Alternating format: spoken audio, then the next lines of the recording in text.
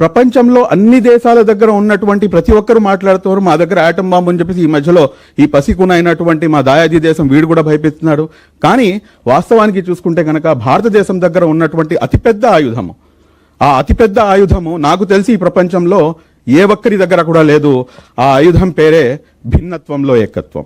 ఆ భిన్నత్వంలో ఏకత్వం ఇదే ఈ దేశ ప్రగతికి, రాష్ట్ర ప్రగతికి మూల మంత్రం అన్న సంగతి ప్రతి ఒక్కరికి కూడాను అర్థం చాటి చెప్పాల్సినటువంటి అవసరం ఉంది. ఈ రోజున భారతదేశం మొత్తం ప్రపంచానికి ఆ విషయాన్ని చాటి చెప్పింది. ఈ దేశం ఎప్పుడు కూడా సహనానికి మారిపోయేది.